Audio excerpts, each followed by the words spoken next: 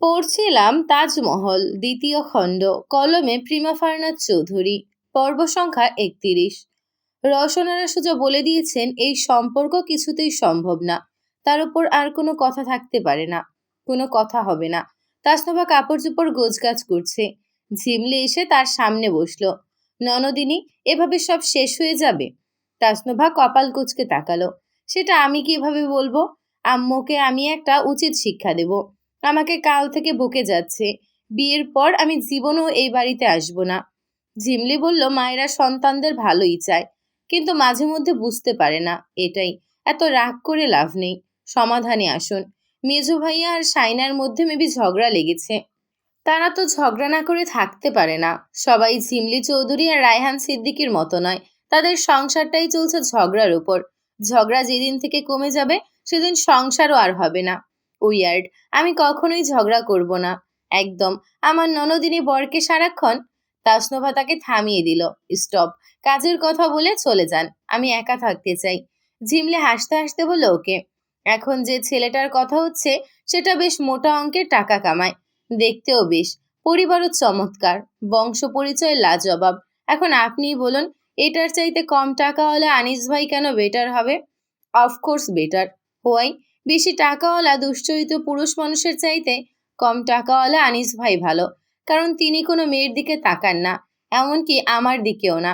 ঝিমলি হাসলো। আচ্ছা, সব টাকাওয়ালা ছেলেরা খারাপ হলে আপনার বাপ দাদা থেকে শুরু করে রায়হান সিদ্দিকী, তাজদার সিদ্দিকী সবাই দুশ্চরিত্র। তাদের তো বেশ হ্যান্ডসাম স্যালারি আছে। সবাই না, কিন্তু দুশ্চরিত্র হবে না তার গ্যারান্টি কি? তার মানে আনিস ভাইয়ের চরিত্রের গ্যারান্টি আছে। হ্যাঁ, গ্রেট। কিরে তুই এখানে? তাজদার গম্ভীর মুখে বলল, তাজনার কিছু জিনিস শেষ হয়ে গেছে, কিনতে এসেছি। আনিস বলল, চল চা খাই। আমি চা খাই না। আনিস জোর করলো, চল। এক কাপ চা খেলে কিছু হবে না। আনিসের জোরাজুরিতে দুজন চা খেতে ঢুকলো। চা খেতে খেতে আনিস দিন দুনিয়ার বিস্তারিত সব কথা বলতে লাগলো। যেমন আজকের টিভির শিরোনামে কি দেখানো হয়েছে, কোন অঞ্চলে কি ঘটনা ঘটেছে, ইত্যাদি ইত্যাদি। কিন্তু আসল কথাটা বলল না। তাজদার এবার ফুস করে দাঁড়িয়ে পড়ল। আনিস, আমার দেরি হয়ে যাচ্ছে। মমতাজ তাড়াতাড়ি ফিরতে বলেছে। তুই বোধহয় এখন ফিরবি না। আনিস বলল, এখনই ফিরবো। বাইক নিয়ে এসেছি, বাইরে আছে, চল। আমি একাই চলে যাই? না, আমি বাড়িই ফিরছি। আনিসের বাইকে চড়ে বাড়ি ফিরল সে। ঘরে আসতেই সাইনা তার হাত থেকে শপিং ব্যাগটা নিয়ে এক একটা জিনিস বের করতে লাগলো। সব এনেছেন তো? তাজদার চেয়ারে বসে আছে গম্ভীর হয়ে। না, আনিনি। আপনি কি চোখ হাতে নিয়ে হাঁটেন? সাইনা তার হাবভাব দেখে বেশি ঘাটালো না। পুরনো তাজদার সিদ্দিকী কামব্যাক করেছে। আচ্ছা, ভাইয়া আবার কিছু বলেনি তো? যদি বলে থাকে তাহলে তো আজকে রাতের ঘুম হারাম। সাইনা তার চেহারার দিকে তাকিয়ে ধীরে ধীরে তার সামনে গিয়ে দাঁড়ালো। তাজদার সিদ্দিকী। তাজদার তার দিকে তাকালো। ভাইয়া কিছু বলেছে? হ্যাঁ। কি? টিভির শিরোনামে বড় বড় করে লেখা, ভুইয়া বাড়ির বড় ছেলের বউ মজুমদার বাড়ির ছোট ছেলের সম্বন্ধের সাথে পালিয়েছে রাত 12টার ট্রেনে করে। সাইনা শব্দ করে হেসে উঠল। হাসতে হাসতে তার চোখে পানি চলে এলো।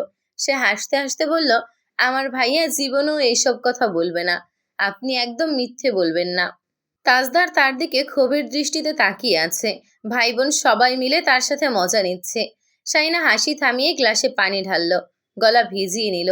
তাজদার দপ করে উঠে সোজা ওয়াশরুমে চলে গেল। দরজাটাও শব্দ করে বন্ধ করলো। সাইনা আরেকটু হেসে নিল। তাজদার মুখ হাত ধুয়ে এসে শার্টের বোতাম খুলতে খুলতে বলল, তুমি কাল সকালে যাচ্ছ?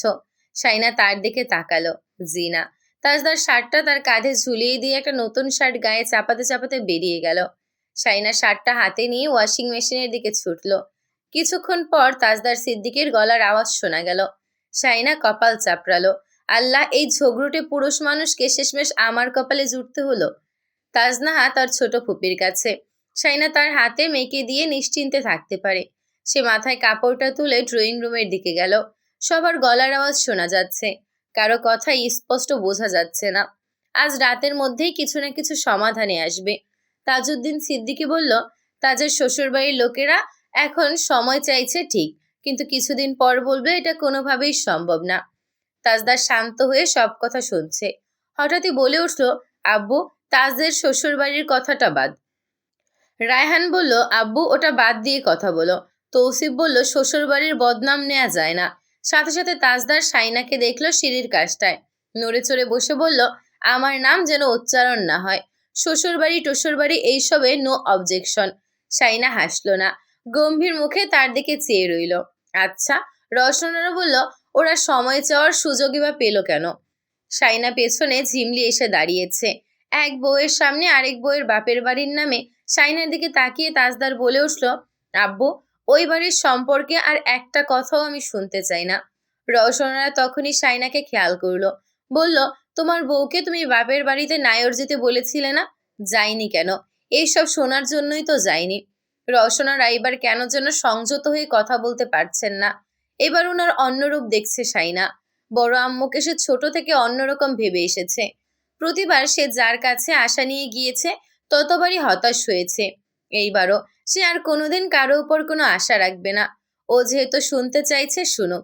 ওর বাড়িতে মেয়ে দেওয়ার জন্য আমি বসে থাকিনি। ও একটু নিঃশ্বাস ফেলেনি এত কিছু জানার পরও। তাজদার সাথে সাথে বলল, ও কিছু জানতো না, এমনকি আমিও না। বড় বৌমা জানতে পারলে ও জানবে না কেন? আমাকে কথা শিখিও না তাজ। আমি তো বলছি ও জানতো না। তুমি হঠাৎ করে বউয়ের হয়ে কথা বলছো কেন? তাজদার আঙুল তুলল। এই, শাইনা তাকাতেই সে ইশারা করলো চলে যেতে। শাইনা চলে গেল, তবে আড়ালে। তুমি সব কথায় ওকে টানবে না। এগুলো এক্সট্রা ঝামেলা বাড়াচ্ছে আম্মু। এক্সট্রা ঝামেলা তুমি নিয়ে এসেছো এই বাড়িতে। তোমাকে দেখে নোভা শিখেছে, নইলে ওই বাড়ির সাথে আমাদের কি? তোমাকে এইসব কথা বউ শিখিয়ে দিয়েছে, তাই না? সে তো শিখিয়ে দেওয়ার জন্যই থেকে গেছে, নইলে বাপের বাড়ি যায়নি কেন? তাজদার রায়হানের দিকে তাকালো। বারবার এক কথা, বারবার এক কথা। সে হাত দিয়ে মুখটা মুছে নিয়ে কঠোরভাবে বলল, শাইনাকে কেন শিখিয়ে দিতে হবে? এর আগে আমি কখনো এত ভালো ছিলাম? সেটাই তো সব সমস্যার মূল তো তুমি। Yes, I am. আমি ওই বাড়ির মেয়ে বিয়ে করে ভুল করেছি। এখন একটা বাচ্চা মেয়েও হয়েছে। আমি একটা কাজ করি, মা মেয়েকে একেবারের জন্য পাঠিয়ে দিই। রায়হান বলল, শোন তাজ। তাজদার তাকে থামিয়ে দিয়ে বলল, নায়র না, একেবারের জন্য পাঠিয়ে দিলেই আম্মু শান্ত হবে, নইলে 2 দিন পর পর অশান্তি হবে। আর আমাকে আমার সব কাজবাজ ছেড়ে বউ শাশুড়ির পেছনে লেগে থাকতে হবে। রওশনারা বলল, তোমার বউকে যেখানে ইচ্ছা নিয়ে চলে যাও। এটা আমার স্বামীর টাকা দিয়ে করা বাড়ি। একটা দরজা জানালাও কারো টাকা নেই। এই বাড়িতে তোমার বউকে রাখার দরকার নেই। তোমার বাড়িতে তোমার বউকে নিয়ে যাও। তাহলে শুরুর দিকে ওকে উস্কানি কেন দিয়েছো আমার সাথে না যেতে? তোমার বউ নিজেই যেতে চায়নি। রায়হান শাইনাকে ডাকলো। শাইনা। শাইনা কিছুক্ষণ পর এলো। জি ভাইয়া। সে ইশারায় তাজদারকে সরিয়ে নিয়ে যেতে বলল। শাইনা তাজদারের দিকে তাকালো। তাজদার বলল, কাল সকালেই চলে যাব। তাজদার একরাশ রাগ, ক্ষোভ আর মায়ের উপর তীব্র অভিমান নিয়ে গটগট পায়ে হেঁটে ঘরে চলে গেল। দাদিমা আনোয়ারা বেগম এসে রওশনারাকে বলল, আমি আজ নিশ্চিত এই ছেলে ঠিক তার মায়ের মতো হয়েছে। মায়ের কাছ থেকে শিখেছে সব। রওশনারা বলল, এখন আপনি আমার দোষ দেখবেন জানি। বুড়ো বয়সেও আপনি আমার দোষ ধরা ছাড়লেন না। একটা ছেলে মেয়েও আমার কথা শোনে? ছেলের মায়েরা কি বলতে চায় সেটা তুমি শোনো না। আমি একসাথে 3 ছেলের বউকে রেখেছি। একটাকে আমেরিকা পাঠিয়েছি বরের সাথে, আর দুটোর সব হজম করেছি। তোমার দুটো ভালো হওয়ার পরও তুমি হজম করতে পারছো না। এটা তোমার দোষ। রায়হান বলল, আম্মু, তাজ কি বলে গেল দেখলে? শুনলাম। তুমিও শুনে রাখো। তোমার বউ যদি তিরিং বিরিং করে সোজা নিয়ে চলে যাবে। রায়হানের মন খারাপ হতে পারে ভেবে ঝিমলি হেসে ফেলল। বলল, আমি ননদিনের কাজটা সহজ করে দিয়েছি, আর কিছু না। এত ঝামেলা হবে জানলে বলতাম না। রায়হান চিন্তিত হয়ে বলল, এখন তাজকে কি বলবে? আনোয়ারা বেগম বললেন, কিছু বলতে হবে না। চলে যাক বউ নিয়ে। এটা হওয়ারই ছিল। সবাই ছেলের বউ হজম করতে পারে না। শাইনা বুঝতে পারছে না কি করবে। এখন মনে হচ্ছে তার বাড়িতে চলে যাওয়াই উচিত ছিল। এখন গেলে বাড়িতে সবাই কি ভাববে? সবাই ভাববে সে আবারও ঝামেলা করছে। তার জন্যই এইসব হচ্ছে। সে এখনো বুঝে উঠতে পারছে না সে কি এমন করেছে যার জন্য বড় আম্মু তাকে সহ্যও করতে পারছে না। তাজদার ব্যাকপ্যাক গোছাচ্ছে এক মনে। শাইনা কোনো কথা বলতেও ভয় পাচ্ছে। সে চোখের কোনা মুছে আলমারির কাছে যাওয়ার সময় তাজদার তার মুখের দিকে তাকালো। ব্যাগের চেন বন্ধ করতে করতে শাইনা কিছু বলতে পারল না। দরজায় শব্দ হলো। ঝিমলি বাসন নিয়ে দাঁড়িয়ে আছে। ভাত। শাইনা তাজদারের দিকে তাকালো। তাজদার বলল, এই বাড়ির একটা দানা পানিও খাবো না, নিয়ে যাও। আপনি গরুর মাংস এনেছেন না? শাইনা ওটা রেঁধেছে নিজ হাতে। ও বেচারি এত কষ্ট করে রেঁধে বেঁধে না খেয়ে থাকবে? তাজদার শাইনার দিকে তাকালো। ইশারা পেয়ে শাইনা বাসনটা নিল। ঝিমলি দুজনের জন্যই ভাত মাংস দিয়েছে ভরে ভরে। ভাতের বাসনটা টেবিলে এনে রাখলো সে। তাজদার শব্দ করে দরজা বন্ধ করে দিল। তাজদার সিদ্দিকী এক ফোঁটা পানিও খাবে না জেনেও শাইনা তাকে ভুলিয়ে ভালিয়ে খাওয়ানোর চেষ্টা করলো। হাতে হাতে কাজ করে দিতে দিতে বলল, আমি আপনাকে খাইয়ে। তাজদার গর্জে উঠল, তুই খা, তোর খুব খিদা শ্বশুরবাড়ির ভাত খাওয়ার জন্য। শাইনা চমকে উঠল, কেঁদে ফেলবে মনে হতেই তাজদার বলল, একদম কাঁদবি না, তুই রওশনারার যোগ্য পুত্রবধূ। আমার কোনো কথা তোদের কানে যায় না, সব সময় আমার দোষ ধরার তালে থাকিস। যা এবার শ্বশুরবাড়ির পাচার, তোর সম্মান আত্মসম্মান সব আমার সামনে। শ্বশুরবাড়ি তোকে সারাদিন অপমান করলেও তুই তার পা চাটবি। যা চাট, আসছে ভাত খাওয়াতে, এই বাড়ির একটা দানাও মুখে তুলব না আমি, তুই খা। শ্বশুর বাড়ির ভাত খাওয়ার খুব লোভ তোর। শাইনা কাঁদছে, আবার কাঁদছে। এই দুই মহিলা শেষ করে দিল আমার জীবনটা। একজন জন্ম দিয়ে বাহাদুরি দেখায়, আরেকজন আমার বাচ্চা জন্ম দিয়ে বাহাদুরি দেখায়। কাল সকালে গিয়ে আমি গাড়ির রাস্তায় জান দিয়ে দিব, তারপর তোরা শান্তিতে থাকবি। আবার কাঁদে। শাইনা চোখ মুছে ফেললো, বলল, আমি বাড়িতে একটা ফোন করব। করতে হবে না, কোথাও যেতে হবে না, দরকার পড়লে রাস্তায় গিয়ে থাকবো। শাইনা তাকে আর কিছু বলল না। খেতে বসে ভাত মুখে তোলার সময় কাঁদতে লাগলো। তাজদার ব্যাকপ্যাক ফেলে চেয়ারে গিয়ে বসে আছে। তিতলি দরজার ওপাশে দাঁড়িয়ে আছে। ভাইয়া, বাবু ঘুম। তাজদার দরজা খুলে তাকে কোলে নিল। তিতলি চলে যেতেই তাজদার দরজা বন্ধ করে কটে শুয়ে দিয়ে আবারও চেয়ারে গিয়ে বসে পড়ল। শাইনা কাঁদছে দেখে মনে হতেই তার হাত ধরে টেনে তুলে বুকের সাথে জড়িয়ে ধরল। শাইনা তার সাথে মিশে গা দুলিয়ে কাঁদতে লাগলো। লাল শাক নিয়ে এসেছে আফসার সাহেব, শাহিদায় সেগুলো বেছে রাখছে। সকালে কাজের শেষ থাকে না, রাতে কিছু করে রাখলে কাজ কমে আসে। সকাল হতে হতে কখন যে বেলা 11টা-12টা বেজে যায় খেয়ালই হয় না। আনিস ঘরে এলো। ভাগ্নে ভাগ্নির দোকান থেকে ঘুরিয়ে নিয়ে এসেছে। চিপস চকলেট পেয়ে তারা মহা খুশি।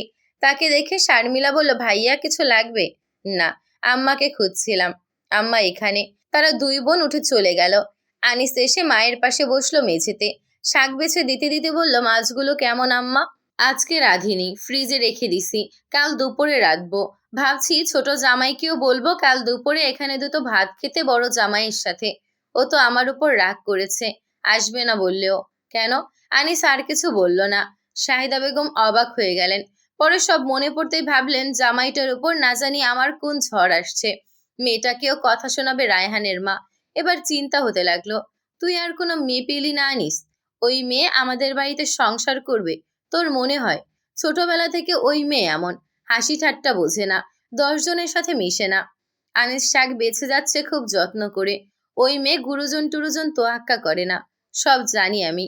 ওই মেয়ে যার ঘরে যাবে তার ঘরে আগুন জ্বলবে দেখিস। ওই বাড়িতে বউ 3টেই ভালো, তারপরও আগুন জ্বলে। কোন বাড়িতে? রজব আলীর বাড়িতে। শাশুড়ি পরের মেয়েদের দেখতে না পারলে তাদের কি দায়? সারাক্ষণ খাওয়ার খোটা দেয়, আগুন জ্বলবে না?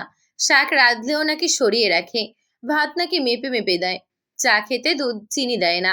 কিপটার কিপটে রজব আলীর ফুতের বউ। সেটাই তো কথা, তুমি বউ জ্বালাবে নাকি আম্মা? শাহিদা বেগম রেগে গেলেন। তোর ভাবিকে আমি জ্বালাই? আনিস বলল, তাহলে বউ তোমাকে জ্বালাবে কেন? অনেক মেয়ে আছে এমন, বাপ ভাইয়ের পয়সা থাকলে শাশুড়িকে নাকের ডগায় তুলে আছাড় মারে। তোমাকে নাকের ডগায় তুলে আছাড় মারলে তুমি মাথায় তুলে আছাড় মারবে। পরের মেয়ের সাথে দজ্জালগিরি আমি পারবো না বাপু। তার চেয়ে ভালো আমি একটা ভালো ঘরের মেয়ে আনবো। আমাকে কাজ কাম করে খাওয়াতে হবে না, স্বভাব চরিত্রে কথাবার্তায় মধু থাকলেই হলো। এখন তো জামাইটাকে নিয়ে চিন্তা হচ্ছে। তোর সাথে রাগ করলো বললি, তুই কিছু বলিসনি? আমি কি বলবো, ওর রাগটা স্বাভাবিক। এখন কথা হচ্ছে তুমি তোমার ছোট জামাইকে কি বলবে? শাহিদা বেগম চুপ হয়ে গেলেন। তুই কিছু বলিসনি? বলেছি সময় লাগবে। ভুল বলেছি বলে তো মনে হয় না। আমার তো পরিবারের সম্মতি লাগবে। হুট করে বিয়ে করে ফেলবো এমন কথা বলা যায় নাকি? শাহিদা বেগম চুপ করে রইলেন। কপাল কুঁচকে বললেন, ওই মেয়ের সাথে তোর কথা হয় না? তোর কি মনে হয় ওই মেয়ে তোর সাথে ভালো মতো ঘর করবে? তুই নিজেই তো বলিস ওই মেয়েটা বেয়াদব। আনিস শাক বাছায় মনোযোগ দিল। আমি অত কিছু জানি না। ছেলে মেয়ে সুখে থাকলে সেখানে আমি কিছু বলার কে? চাকরি বাকরি করে এসে যদি দেখিস ঘরে অশান্তি, তখন জীবনটা জাহান্নাম মনে হবে। আমার মেয়েরা মাসের ভেতর কয়েকবার বেড়াতে চলে আসে। বড় বউটা নরম তরম, তাদের সাথে যদি খারাপ ব্যবহার করে তাহলে তো আমার সোনার সংসারে আগুন লাগবে। নিজের মেয়েদের কথা বাদ, বউটাকে যদি বড় কথা বলে ফেলে আমার মান সম্মান থাকবে না, তোরটাও থাকবে না। তোদের সুখই আমার সুখ। তুই আজ পর্যন্ত যা করেছিস আমি কি তোকে কখনো বাধা দিয়েছি? তোর যদি মনে হয় ওই মেয়েকে তুই শিখিয়ে পড়িয়ে দিলে আমাদের সাথে থাকতে পারবে, তাহলে কর বিয়ে। না পারলে বউ নিয়ে আলাদা হয়ে যাবি। কিন্তু মনোমালিন্য আর অশান্তি আমি ভয় পাই। আমি বেঁচে থাকাকালীন তোরা ভাই ভাই কোনোদিন যাতে তর্ক বিতর্কে না জড়াস, কোন দলে না জড়াস। তোদের বউয়ের জন্য বাড়িতেও আলাদা আলাদা রান্নাঘরের ব্যবস্থা রেখেছি। দরকার পড়লে সবাই আলাদা খাবে, এই আর কি। এখন তোর যা ভালো মনে হয় কর। শাক বাছা শেষ হয়ে এলো। আনিস উঠে গেল। সে বেরিয়ে যাচ্ছিল ঘর থেকে। শাহিদা বেগম বলে উঠলেন, ওই মেয়ে এলে তো আমি আর হাঁস মুরগি পালতে পারবো না আনিস। ওই দিন বাড়ির পেছনে এসে আমাকে বলল, আপনার হাঁস মুরগিগুলো ম্যানার্স জানে না, যেখানে সেখানে পায়খানা করে, নখ কেটে দিন, আমাদের উঠোনের মাটি তুলে ফেলে, মাটিগুলো ওদের বাপের নাকি। আনিস হেসে উঠে বেরিয়ে গেল। আনিসকে সোফায় বসতে দেখে দাদিমা আফসার সাহেবকে বললেন, তোর ছেলে কথার জবাব দেয় না, বুঝলি আফসার? আফসার সাহেব ছেলের সাথে মশকরা করেন না। ছেলেরাও বাবাকে বাবার জায়গায় রেখে সমীহ করে চলে। মায়ের কথায় সাড়া দিলেন। আচ্ছা, তো তোর ছেলে ইশারায় কথা বলে, মুখে না। ইশারায় ইশারায় কথা বলে ওই বাড়ির মেয়েকে দিওয়ানা বানাইছে। আনিস চুপচাপ বসে রইল। দাদিমা বললেন, ফোন দিয়ে জিজ্ঞেস কর ভাত পানি খাইছে নাকি। আনিস ফোন বাড়িয়ে দিল। দাদিমা ফোন কানের কাছে রাখলেন। হ্যালো আনিস ভাই, ভাইয়া কাল সকালে শাইনাকে নিয়ে বাড়ি থেকে চলে যাবে, আপনি কিছু একটা করুন। তাজদার চেয়ারে বসে আছে। শাইনা ডাকার পরে উঠল না। শাইনা তার চেহারার দিকে তাকাতে পারছে না। তার মনে হচ্ছে সবকিছুর জন্য সে দায়ী, অথচ সে দোষ খুঁজে পাচ্ছে না।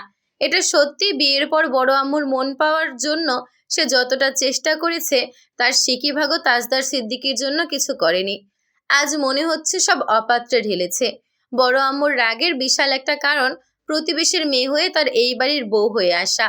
এখন দ্বিতীয় কারণও যোগ হয়েছে, তার ছেলেকে লন্ডন থেকে নিয়ে আসা। তাই তিনি বহুদিন পর ক্ষোভ উগরে দেওয়ার সুযোগ পেয়েছেন। তবে এইবারই শেষ, সে আর কখনোই বড় আম্মুর মন পাওয়ার চেষ্টা করবে না। তাজদার সিদ্দিকীর সামনে গিয়ে দাঁড়ালো সে। হাতটা ধরে বলল, উঠুন, শুয়ে পড়ুন। আর কতক্ষণ এভাবে বসে থাকবেন?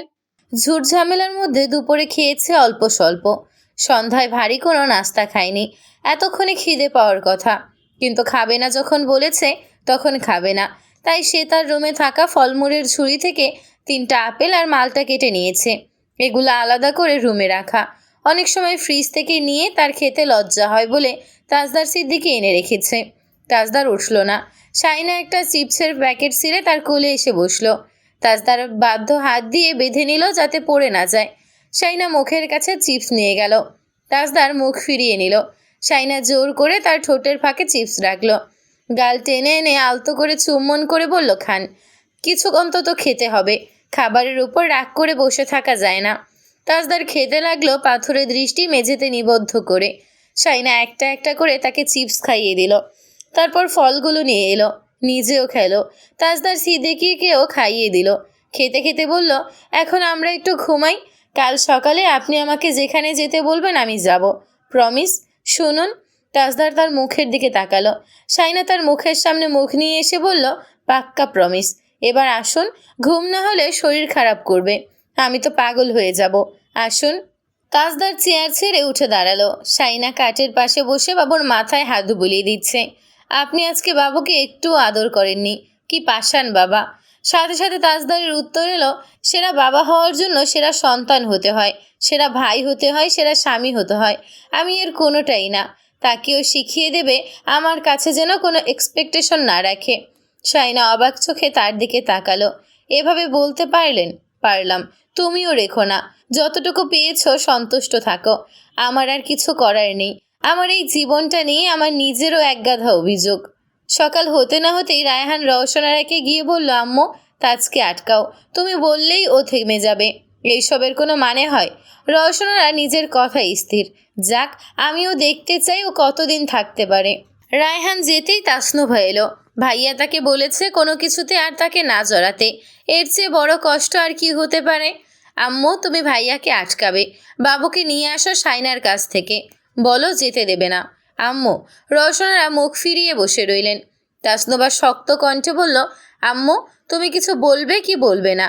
রওশনারা তার দিকে ফিরল। তুমি কোন সাহসে এভাবে কথা বলছো আমার সাথে? তোমার লজ্জা করে না?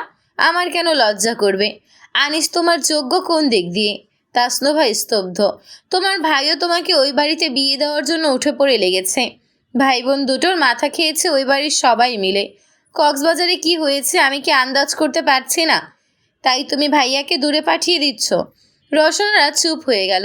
তাসনুভা বলল, এখন ভাইয়া চলে যাচ্ছে, তুমি প্লিজ আটকাও। ভাইয়া দেশে নেই বেশি দিন, তুমি এইসব কেন করছো? আম্মু প্লিজ। রওশনারা মুখ ফিরিয়ে রাখলো।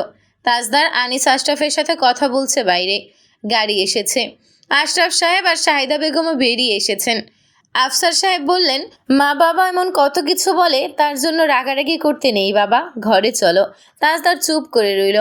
সে শেষ পর্যন্ত দেখবে তার বউ বাচ্চা বেরিয়ে আসার সময় মা আটকায় কিনা। কিন্তু রওশনারা আটকায়নি। এমনকি শাইনা সালাম করতে গেলেও তিনি মুখ ফিরিয়ে বসেছিলেন। তাসনুভা শেষ মুহূর্তে দৌড়ে এসে শাইনার হাত ধরে ফেলল। শাইনা, ভাইয়াকে বোঝাও, ভাইয়া প্লিজ। ভাইয়ের হাতও ধরে ফেলল সে। চোখে জল টলমল করছে।